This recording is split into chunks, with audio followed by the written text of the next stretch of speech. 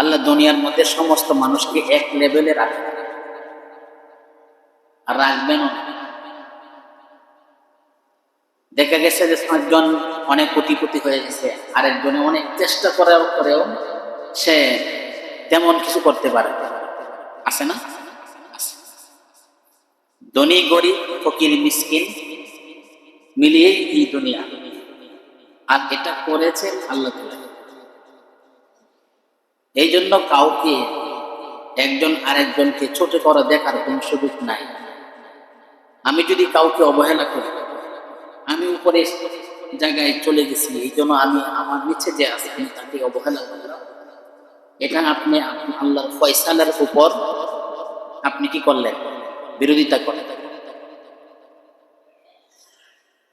যে কৃষক, তাকে আল্লাহ তাআলা কৃষকই রাখে।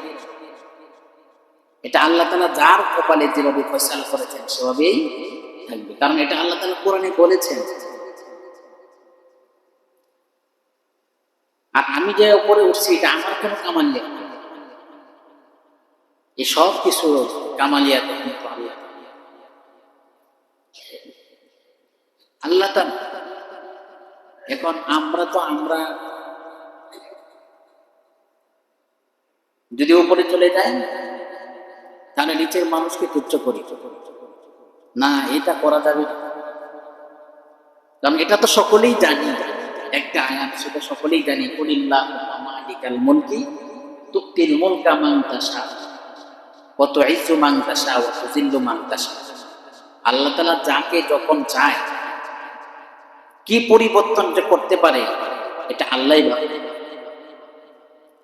আল্লাহ তাআলা কোরআনের মধ্যে বলেন, নাহনু কাসামনা বাইনাকুম মাঈশাতাকুম ফিল হায়াতিদ দুনিয়া। আমি দুনিয়ার মধ্যে মানুষের মাঝে সবকিছু বন্টন করে দিয়েছি, সবকিছু বন্টন করে দিয়েছি। ওয়ারাফা'না বা'দাহুম ফাওকা বা'দিন দারাজাত।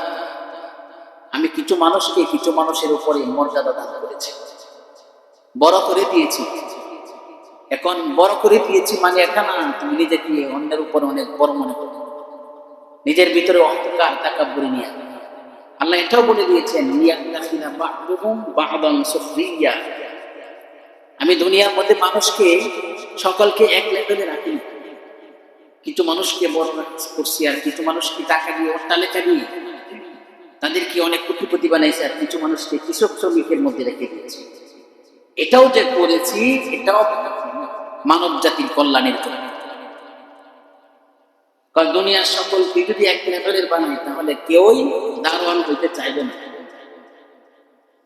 কেউ রাজমিস্ত্রি হইতে চাইবে না, কারণ সকলের লেভেল তো একটা। আমি কেন ওনার বাড়িতে আসবো? তাহলে দুনিয়া চলবে? চলবে না। এই দুনিয়ার মধ্যে যদি সবাই এক লেভেলে থাকে, সবাই কোটিপতি থাকে, কৃষক শ্রমিক না থাকে, তাহলে মানে সে খাবার যোগ্য কোথায় থেকে? জমিনের মধ্যে ফসল কে বুনবে? এইগুলা করেছেন একমাত্র কে? আল্লাহ। এই জন্য আল্লাহ তাআলা আমাদেরকে যে অবস্থায় রেখে, এই অবস্থাতেই একজন মুমিনের কাজ হলো যে জবানে এটা পড়েছে লা ইলাহা ইল্লাল্লাহ, এটা যে করেছে তার কাজ হলো, তার প্রত্যেকটি কাজ হবে আল্লাহর মর্জি মোতাবেক, নিজের মর্জি মোতাবেক কোনো কাজ হবে না। লা ইলাহা ইল্লাল্লাহ যে বলেছে এই এই বাক্য যে স্বীকার করেছে এবং বিশ্বাস করেছে, ঈমান এনেছে, দুনিয়ার মধ্যে তার নিজের মর্জি বলতে কোনো কিছু থাকবে না। সে চলবে আল্লাহর মর্জি মোতাবেক, আল্লাহর হুকুম মোতাবেক। সে আল্লাহকে বিশ্বাস করে, যা কিছু করেন আল্লাহই করেন। রিজিক দেওয়ার মালিক আল্লাহ, জমিনের মালিক আল্লাহ, আসমানের মালিক আল্লাহ, সব কিছুর মালিক কে? আল্লাহ। এটা ওই ব্যক্তিটাই বিশ্বাস করতে মানবে যে কালিমা লা ইলাহা ইল্লাল্লাহ পড়েছে। ইলা মানে আমরা যে কালিমা পড়ছি লা ইলাহা, লা ইলাহা ওই ইলা না, এই যে ইলা, ইলা বলতে ইলা এমন একজন সত্তা, এমন একজন জাত যিনি কাজ করতে গিয়ে কারো মুখাপেক্ষি হয় না। কারো কিছু প্রয়োজন হয় না, যে আসমান জমিন বানাইছে আল্লাহ তাআলা, কারো প্রয়োজন হয় না। ইন্নামা আমরুহু ইযা আরাদা শাইআন আন ইয়াকুলা লাহু কুন ফায়াকুন। আল্লাহ তাআলা যখন কোনো জিনিসের বানানোর ইচ্ছা করে তখন শুধু বলে কুন ফায়াকুন, হয়ে যায়। আল্লাহ শুধু ইচ্ছা করে কুন ফায়াকুন, হয়ে যায়। এই জন্য আল্লাহ তাআলা আসমান জমিন সব কিছু সৃষ্টি করার পরে আল্লাহ তাআলা কোরআনে বলে দিয়েছেন যে আমার বান্দারা, আমি যেইটা কিছু সৃষ্টি করলাম, আসমান জমিন সৃষ্টি করলাম, সব কিছু সৃষ্টি করলাম, এই সৃষ্টির ভিতরে কোনো ভুল তোমরা ধরতে পারবে? কোনো ত্রুটি ধরতে পারবে? আল্লাহ তাআলা কোরআনের মধ্যে বলে দিয়েছেন, মা তারা ফি খালকির রহমানি মিন তাফাউত। আল্লাহ তাআলা বলেন, মা তারা ফি খালকির রহমানি মিন তাফাউত। আমার এই সৃষ্টি জগতের মধ্যে, আমি আল্লাহর সৃষ্টির জগতের মধ্যে তোমরা কোনো ভুল পাবে না, ভুল দেখতে পারবে না। ফারজি'ল বাসারা হাল তারা মিন ফুতুর। তোমরা একটু দৃষ্টিপাত করে চিন্তা করে দেখো কোন ভুল পাও কিনা। আল্লাহ তাআলা নিজে কোরআনের মধ্যে বলতেছেন, নিজে কোরআনের মধ্যে বলতেছেন, ফারজি'ল বাসারা, তোমরা দৃষ্টিপাত করো, তোমাদের দৃষ্টিকে ঘোরাও।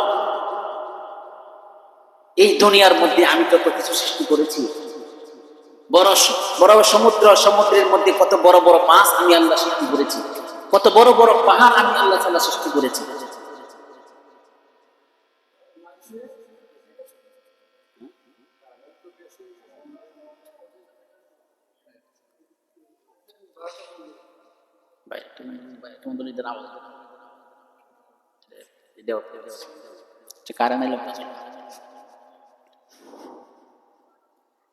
বলতেছিলাম, এই যে আল্লাহ তাআলা কোরআনের মধ্যে বললেন যে আমি যা কিছু সৃষ্টি করেছি এই সৃষ্টির মধ্যে কোনো ভুল তোমরা ধরতে পারবে কিনা, কোনো ভুল পাবে না। এরপরে বলেছেন ফারজি'ল বাসারা, তোমরা দেখো, তাকাও আমার সৃষ্টির দিকে, চিন্তা করে দেখো কোনো ভুল পাও কিনা, কোনো ভুল পাবে না। এক বুজুর্গ বট গাছের নিচে বসে চিন্তা করতেছেন, এই আয়াতের তাফসীর ফিকির করতেছেন আর চিন্তা করতেছেন, আল্লাহ তুমি তো তোমার কোরআনের মধ্যে বলে দিয়েছো তোমার সৃষ্টির মধ্যে কোনো ভুল নাই, তুমি নিখুঁত, এই আসমান দুনিয়া যা কিছু সৃষ্টি করেছো নির্ভুল, যার মধ্যে কোনো কোনো ত্রুটি নাই, কোনো ভুল নাই। তবু আল্লাহ আমার মনের মধ্যে একটা প্রশ্ন জাগছে। প্রশ্নটা কি? যে আল্লাহ, এই যে আমি একটা গাছের নিচে বৈশা রয়েছি, এত বড় একটা বট গাছ, এত বিশাল একটা বট গাছের মধ্যে আপনি এত একটা ছোট্ট একটা ফল সৃষ্টি করেছেন, এটা কেমন জানি আমার মনে হইতেছে মানানসই হইতেছে। আল্লাহ এটা আমার কোনো অভিযোগ না, এটা আমার মনের একটা প্রশ্ন। এভাবে গাছতলে বসে বসে কি করতেছে? চিন্তা ফিকির করতেছে আল্লাহর সৃষ্টি জীব নিয়ে। তার মধ্যে এটার মধ্যে আসছে এত বড় লাউ গাছ, এত ছোট লাউ গাছ, চিকন লাউ গাছ, যেটা তার ফলের বার সে নিতে পারে না, এই গাছের মধ্যে আপনি বিশাল ফল দিয়ে রাখছেন। আর এত বিশাল এক বট গাছ, এই বট গাছের মধ্যে আপনি ছোট্ট একটা ফল দিয়ে রাখছেন, এটার মধ্যে তুই বড় ফল দিতে পারতেন। তো উনি ওই বুজুর্গ ওই বট গাছের নিচে বসে যখন বাতাস খাইতেছিলেন আর এই আয়াতের কথা চিন্তা করতেছিলেন, তখন এই মনের মধ্যে এই কল্পনাটা আসছে। হঠাৎ করে বট গাছের একটা বিচি পরে ওনার নাকের মধ্যে পড়ছে। বাতাসের গতিতে যখন এই বিচি পড়ছে তখন এমন ব্যথা, তীব্র ব্যথা সৃষ্টি হয়েছে। তখন ওনার মনের ভিতরে ওই যে প্রশ্ন আসছিল, ওই প্রশ্ন তখন চলে গেছে, আল্লাহ আপনি যেই যার জন্য যেটা সৃষ্টি করেছেন এটা তার উপযোগী মনে করেই সৃষ্টি করেছেন। আমি যে চিন্তা করেছিলাম এই বট গাছের মধ্যে বিশাল একটা ফল আপনি কেন দিলেন না? আজকে যদি এই বিশাল ফল দিতেন আর আজকে এই আমার নাকের ডগার মধ্যে কোথাও আমি মারাই যাই। সুবহানাল্লাহ বলেন। আল্লাহ তাআলা এই বট গাছের মধ্যে ছোট্ট ফল দিচ্ছেন।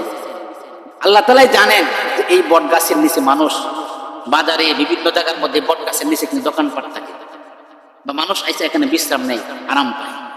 এখানে যদি বড় ফল দেয় আর এগুলো পরে মানুষের মাথার মধ্যে, তাহলে মানুষ বাঁচবে? যাই হোক, বলতেছিলাম আল্লাহ তাআলা কোরআনের মধ্যে বলেন ফারজি'িল বাসারা হাল তারা মিন ফুতুর, তোমরা তোমার দৃষ্টিকে, তোমার নজরকে, তোমার চোখকে ঘুরিয়ে ঘুরিয়ে আমার সৃষ্টিজীবীর দিকে দেখো আর চিন্তা করো কোনো ভুল পাও কিনা।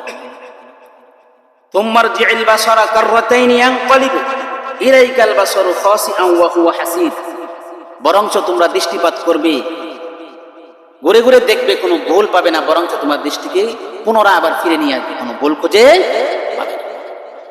আল্লাহ তাআলা কোরআনের মধ্যেই বলতেছে। আর আল্লাহ তাআলা বলেন, এই সব কিছু আমি আল্লাহ তাআলা তোমাদের জন্য সৃষ্টি করেছি, আর তোমাদেরকে আমি সৃষ্টি করেছি আমি আল্লাহর ইবাদত করার জন্য।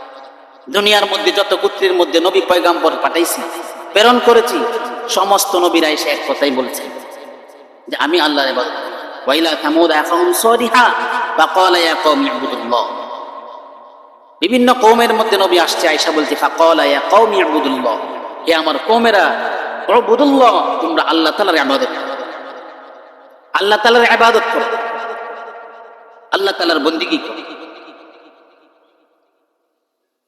কিন্তু আমরা আল্লাহ তাআলার সেই বন্দেগী করি না, নাফরমানি করি, গুনাহ করি, শয়তানের দোকায় পড়ে গুনাহ করি, শয়তানের অনুসরণ করি। আল্লাহ তাআলা কোরআনের মধ্যে বলেন যে আমি যদি চাই এই জাতিকে ধ্বংস করে আবার নতুন জাতি দুনিয়ার মধ্যে প্রেরণ করতে পারি। দুনিয়ার কেউই যদি এই আল্লাহ তাআলার ইবাদত না করে, আল্লাহ তাআলার বন্দেগী না করে, তাহলে আল্লাহ তাআলার সেই ক্ষমতা আছে, আল্লাহ তাআলা এই জাতিকে ধ্বংস করে নতুন আরেক জাতি দুনিয়ার মধ্যে প্রেরণ করে। আল্লাহ তাআলা কোরআনের মধ্যে বলেন, আন ইয়াশা ইউযহিবকুম ওয়া ইয়াতি বিখালকিন জাদীদ, আল্লাহ তাআলা যদি চায় তোমাদেরকে এই দুনিয়া থেকে ধ্বংস করে দিয়ে উঠায় নিয়ে আবার ওয়া ইয়াতি বিখালকিন জাদীদ, নতুন মাখলুক, খলকে জাদীদ, নতুন মাখলুক দুনিয়ার মধ্যে আবার নিয়ে আসবে, এটা আল্লাহ তাআলা পারবে। এই জন্য বলতেছিলাম, এই যে আমরা আল্লাহ তাআলা ইবাদত করিয়ে মসজিদে আসছি, এটা নিজের কোনো কামালিয়াত না, নিজের কোনো ক্ষমতা না, নিজের কোনো শক্তি না। আল্লাহ তাআলা আপনি আমাকে তৌফিক দিয়েছেন, এই জন্য মসজিদে আসতে পারতেছি, নামাজ পড়তে পারতেছি। যারা নামাজ পড়ে না তাদেরকে অবহেলা করা যাবে, তাদেরকে বিনয়ের সাথে বলতে হবে, তাদেরকে দাওয়াত দিতে হবে।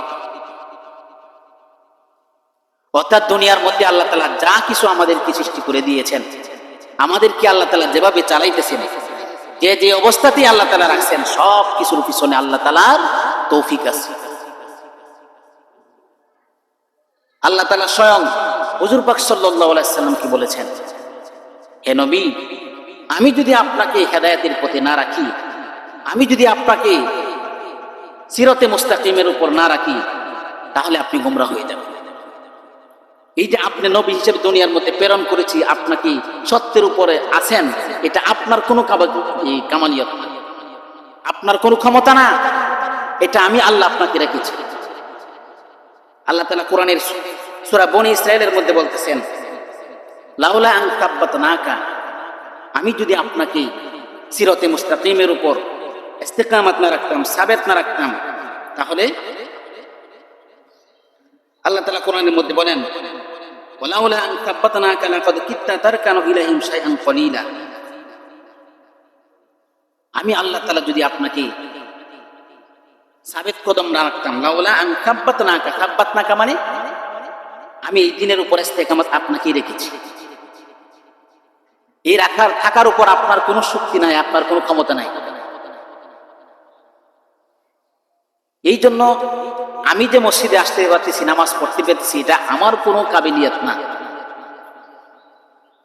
যে আরেকজন নামাজ পড়ে না বা নামাজের মধ্যে তার পিছনে লেগে গেলাম বা তাকে তিরস্কার করলাম, হ্যাঁ নামাজ পড়ে না, এই সেই, আমি 5 ওয়াক্ত নামাজ পড়ি, এটা বলা যাবে না, এটা করা যাবে না। আমি অনেক বড় লোক হইলাম, আর একজন ফকির, একজনকে আমি গালি দিলাম, ফকিন্নির বাচ্চা, এটা বলা যাবে না। আমি যদি তাকে এটা বলে গালি দেই, এই ভাষা বলে গালি দেই, তাহলে আল্লাহ তাআলা নারাজ হয়। কারণ কিছুক্ষণ আগে আয়াতের মধ্যে পড়লাম, গরিব ধনী ফকির মিসকিন এগুলা বানাইছেন কে? আল্লাহ তাআলাই রাখছেন, আল্লাহ তাআলাই করছেন। এটা যদি না করতেন তাহলে দুনিয়ার ভারসাম্যতা ঠিক থাকতো না।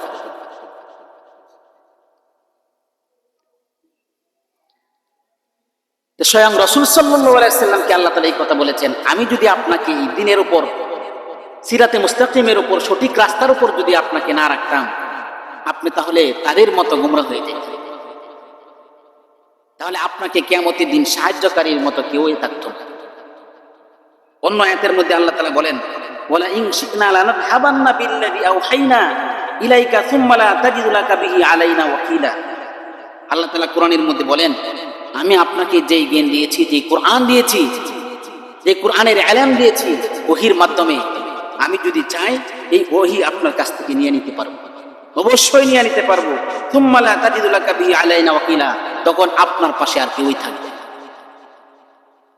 রাসূল সাল্লাল্লাহু আলাইহি ওয়াসাল্লাম সেই কথা বলেছেন। আর আমাদের অবস্থা কোথায়? এই জন্য রাসূল সাল্লাল্লাহু আলাইহি ওয়াসাল্লাম সব সময় জিনার আগের পিছনে সমস্ত গুনাহ মাফ, উনি দৈনিক 70 বার ইস্তেগফার করতেন এবং বেশি বেশি কান্নাকাটি করতেন। কেন? এক সাহাবী জিজ্ঞাসা করলেন, ইয়া রাসূলুল্লাহ, ইয়া হাবিবাল্লাহ, আল্লাহ তাআলা তো আপনার আগের পিছনে সব কিছু মাফ করে দিয়েছেন, এরপরে আপনি কেন বেশি বেশি কান্নাকাটি করেন, কেন বেশি বেশি ইস্তেগফার করেন? তখন রাসূল সাল্লাল্লাহু আলাইহি ওয়াসাল্লাম সাহাবীকে উত্তর দিয়েছিলেন, আমাকে যে আল্লাহ তাআলা সেই নিয়ামতটা দিয়েছেন, এই নিয়ামতের তো শুকরিয়া আদায় করতে হবে। এই যে কান্নাকাটি করি, বেশি বেশি ইস্তেগফার করি, এটা আমি আল্লাহ তাআলার দরবারে শুকরিয়া আদায় করি, খুশি হয়ে শুকরিয়া আদায় করি।